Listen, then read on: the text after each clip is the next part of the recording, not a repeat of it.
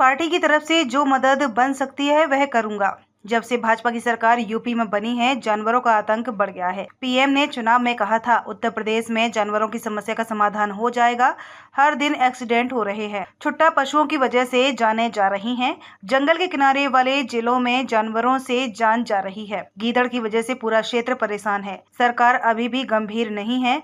कभी ड्रोन उड़ाया जाता तो कभी सीएम बच्चे को गोदी में लेकर कहते मदद होगी। सरकार ने मुआवजे में भी भेदभाव किया है। सपा की मांग है कि जिनकी जान गई है, सरकार उनके परिवार को 10 लाख रुपए की सहायता करे। घायलों के परिवारों को 1 लाख रुपए दे। जानवरों की समस्या से निपटने के लिए एसटीएफ बनना चाहिए। भाजपा की सरकार में बड़े पैमाने पर जंगल काटे जा रहे हैं। बुलडोजर की कार्यवाही से उभरना होगा। इस काम के लिए दिया गया अरबों का फंड कहाँ गया? उनके अपने लोगों को बंदूक लेकर निकलना पड़ा। जिस मंत्री का विभाग है, हो सकता है कि उनको भी काम करने नहीं दिया जाता हो। ठोको नीति के तहत एसटीएफ को जिम्मेदारी देना चाहिए। सरकार तो हर बात छुपाना चाहती। गोरखपुर में लोग महीनों से बाढ़ से परेशान हैं। मैंने कभी किसी संत और महंत के बारे में कुछ नहीं कहा। हमारे उत्तर प्रदेश के मुख्यमंत्री नहीं है, वह मठाधीश मुख्यमंत्री हैं। भस्मासुर दो नहीं हो सकते। हरियाणा और महाराष्ट्र यह हारेंगे। भाजपा को अपना भस्मासुर ढूंढना चाहिए। एसटीएफ में सबसे ज्यादा लोग जौनपुर के हैं। किसी भी धार्मिक काम में सरकार को हस्तक्षेप नहीं करना चाहिए। वन नेशन वन इलेक्शन बड़ी साजिश है हम लोगों को उलझने के लिए। 18,626 पेज की रिपोर्ट है। इसकी क्या ही चर्चा हुई होगी इस पर। यह भाजपाई रिपोर्ट है। One nation one election one donation. सरकार को टॉप 10 माफिया की सूची जारी करना चाहिए। सीएम पहले मुख्यमंत्री हैं जिन्होंने अपने मुकदमे वापस लिए हैं। भदोही पर बयान, बहुत दुखद घटना हुई है। भाजपा को हिंदू मुस्लिम लाभ मिलेगा, इससे सपा के विधायक हैं, इसीलिए और परेशान किया जाएगा। अयोध्या की पीड़िता ने मुझसे मिलकर मदद मांगी। अधिकारी वन नेशन वन इलेक्शन में आउटसोर्स किए जाएंगे।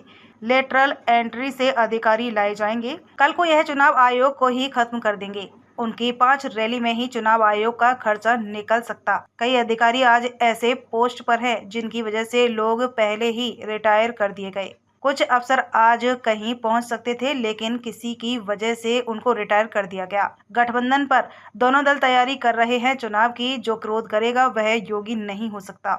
बीजेपी इतना बुरा हारेगी कि कोई कल्पना नहीं कर सकता। मेरी और उनकी तस्वीर देख लो, माफिया कौन लगेगा बताओ। को मिल रहा है और देखने को मिल रहा है कि गीदड़ की वजह से पूरे के पूरा जो हमारा क्षेत्र है परेशान है। लोग भयभीत हैं, डरे हुए हैं। हमारे तमाम पत्रकार साथी भी मौके पे गए हैं, परिवार के सदस्यों से मिले हैं, उनकी बातचीत भी उन्होंने दिखाई है।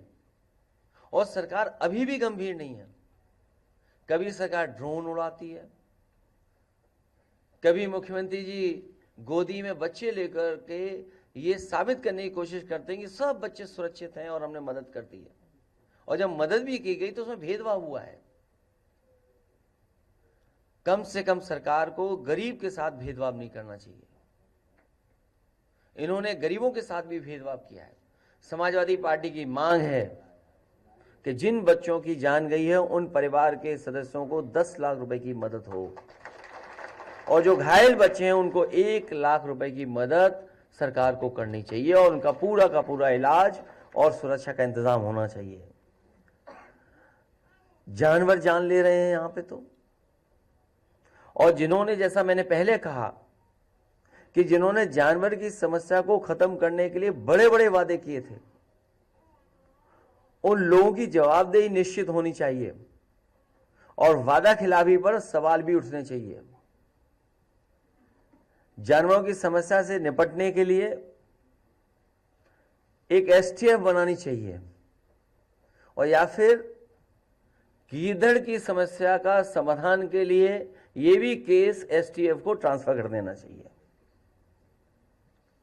जो लोग देखते ही कहते हैं ठोक दो, कम से कम उस एसटीएफ को ये नया काम देना चाहिए कि गीदड़ों को भी ठोक दें। जानवरों के इनकाउंटर की जगह उनके रिहायशी जंगलों को अवैध कटाई से रोकने की जरूरत है। और सच्चाई यह है, जब से भारतीय जनता पार्टी की सरकार आई है, बड़े पैमाने पर जंगल की कटाई होना शुरू हुआ है। बड़े पैमाने पर जंगल काटे जा रहे हैं। जानवरों की समस्या से निपटने के लिए बुलडोजरी सोच से उभरना होगा। उन आईएएस अधिकारियों और मंत्रियों में दंडात्मक कार्रवाई होनी चाहिए जिन्हें इन कामों पर तथाकथित रूप से लगाया गया था। अगर आपको याद हो, एक नोडल ऑफिसर तैयार किया गया था। एक नोडल ऑफिसर की जिम्मेदारी थी जानवरों की समस्या का समाधान के लिए। आखिरकार उन नोडल ऑफिसर पे क्या कार्रवाई हो रही है?